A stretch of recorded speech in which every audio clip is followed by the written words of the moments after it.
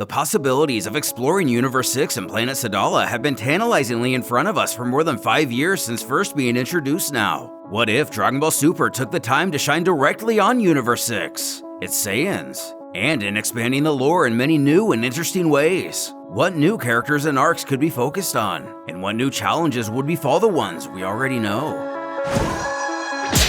This story was written and illustrated by the forces of Blackbird Studios, including Jordan Durham, the creator of Dragon Ball Infinity. Follow him on all the social medias to get the first look of what they're up to. Today's shoutout goes to Isaiah DeLeon and Ultimate Bazaar for finding the stone Master Roshi hid in the last video. Be the first to find the stone hidden in this video if you want a shout out in the next. Also, give a big welcome to Dan if you don't know him already. He's going to be helping out here with the video scripts from now on. A lot of you may already know him as the head mod on the Discord server, so give him some love and check out his own adventures using the links in the description. While the like button is trying to power up, lightly bopping on the nose with a newspaper to assert your dominance. In the Universe 6 counterpart of Planet Arlia, the world with all those bug people Vegeta and Nappa fought, it seems that another Saiyan has dished out a similar fate for the fighters of this world. As he catches his breath and calms his nerves, he looks upon the fallen warriors in front of him, when suddenly, he feels an ominous presence from behind. Cursing the silhouette as a space pirate and the scum of the universe, he growls the Saiyans made it this far because of their willingness to die for their cause, something that isn't so easily replicated. The shadowy figure nonchalantly comments, "That's great to hear."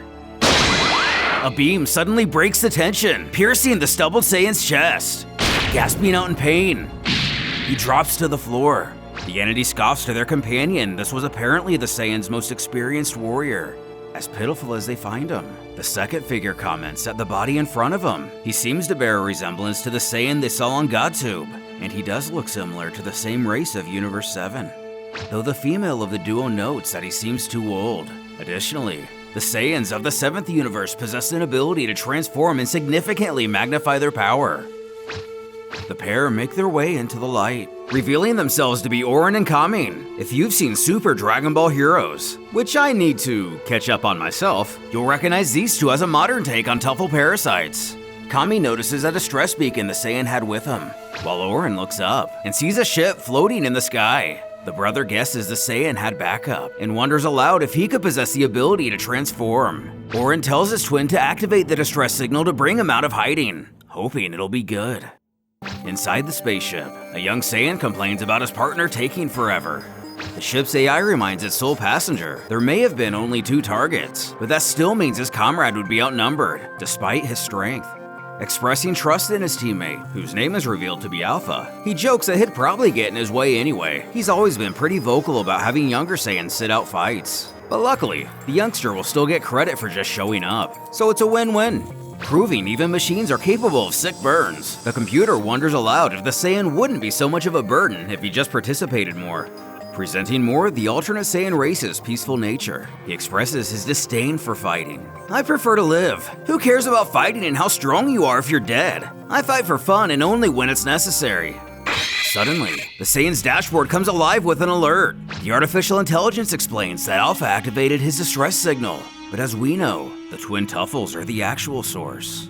Figuring if Alpha is in deep enough waters to call him for help, there probably isn't much that can be done to begin with. Letting his morals take over, he knows he needs to check up on him regardless. Not expecting much, the Saiyan exits his ship into the landscape. In a sad case of dramatic irony, he finds Alpha's body. Stunned, he can't help but choke out his ally's name in shock.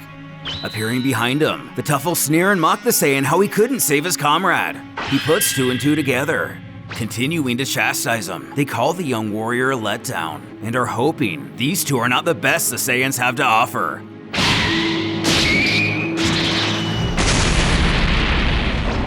"Please don't kill me!" The twins only let out a sinister chuckle.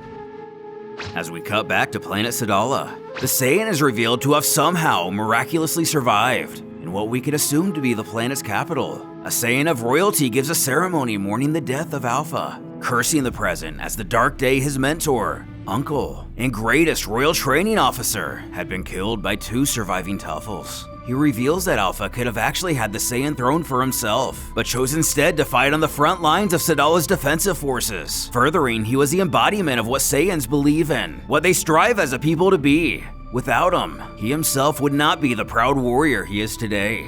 The Royal Saiyan continues, revealing the name of Alpha's partner, Skurrat, who apparently had managed to defeat those responsible for Alpha's demise.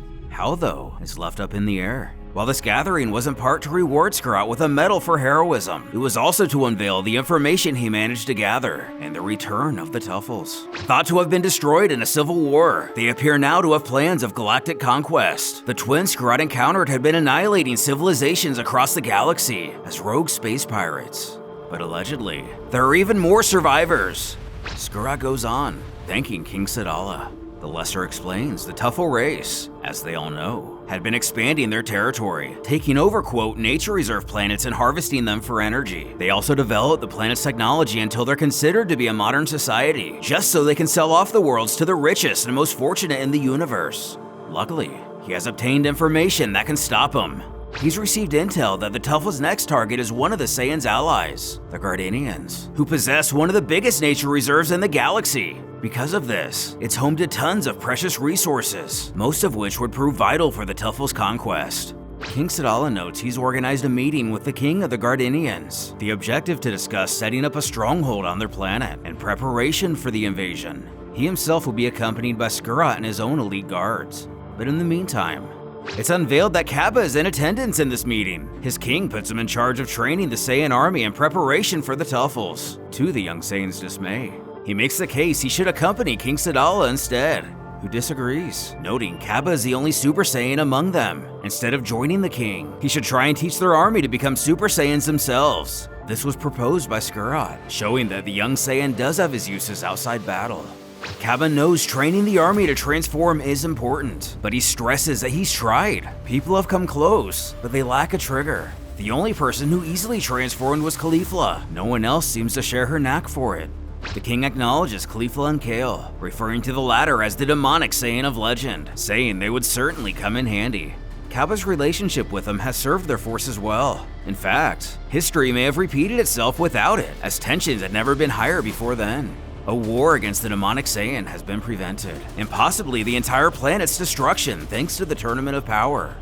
The ruler gives Kappa his permission to push their forces to become Super Saiyans by any means necessary. With that, he boards the ship alongside of his guardsmen. Thinking to himself, he recognizes immediately who they need in a situation like this. And Lord Champa owes Master Vegeta a favor, so he guesses he could have the God of Destruction pull some strings to get Vegeta's help in this matter.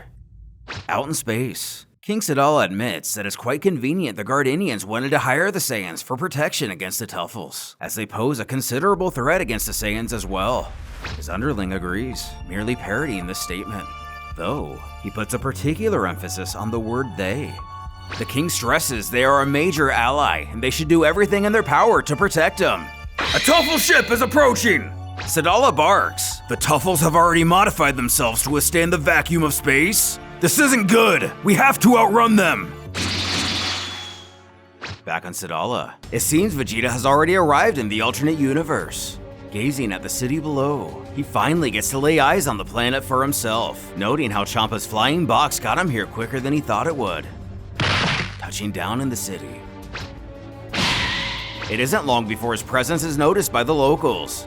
Confronting him, the pair of Saiyans take exception to his presence, one theorizing he looks like one of Caulifla's crew, the other adding, while Caulifla herself is scary, her goons are a joke, shouting he has 10 seconds to get back to his own territory. But the Prince of Another Universe merely scoffs. If it's such an issue, they can make him leave.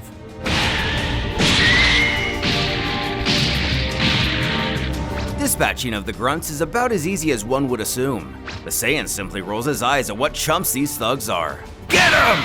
With what seems to be an entire army closing in on him, Vegeta doesn't so much as move a muscle.